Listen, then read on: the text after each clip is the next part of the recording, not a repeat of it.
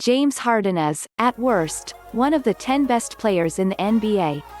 As a rule of thumb, when one of the 10 best players in the NBA wants to play for your team, you should trade for him. There are only 10 of them in basketball, after all. Having one usually leads to contention. Having two just made the Los Angeles Lakers the champions. Having three puts you in rarefied air.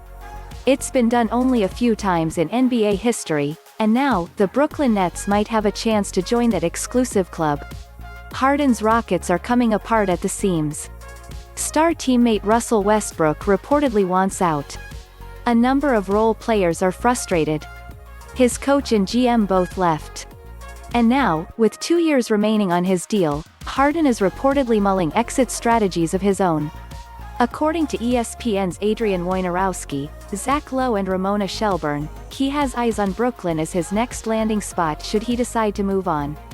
Former teammate Kevin Durant is already there, and he brought all-star point guard Kyrie Irving with him in 2019. Both have been top 10 players in the past. Both could conceivably rejoin Harden on that list next season. Conventional wisdom dictates that putting them together would create an overwhelming championship favorite. New Orleans Pelicans guard Josh Hart has already crowned the trio as the 2021 champions should they manage to unite with the Nets. On paper, they're juggernauts. In reality, they're paper tigers. Given the current construction of their roster, the offseason landscape ahead of them and the competition they're likely to face in pursuit of the 2021 championship, the Nets are the rare team that shouldn't trade for the top 10 player who wants to play for them. There are 3 principal reasons why. So let's game this out to explain why exactly that is. Pretend for a moment that the Rockets are willing to trade Harden, and that the Nets can offer the best package in the field.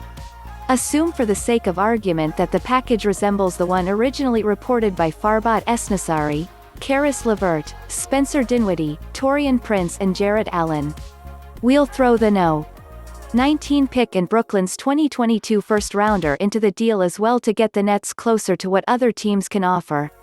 Assuming the Nets still decline Garrett Temple's $5 million team option as they are reportedly expected to do, that would leave them with the following 8 players as a starting point for their 2020-21 roster. This starting point, even factoring in likely offseason moves, would leave the Nets sorely lacking in the 3Ds, depth, defense, and diversity on offense. Of those 8 players still on the roster, 3 can be relied upon for something resembling star-level production when on the court.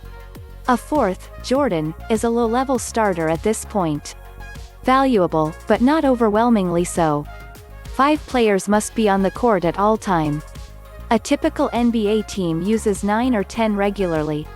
Luwawu-Cabarrot was signed off the scrap heap before the bubble.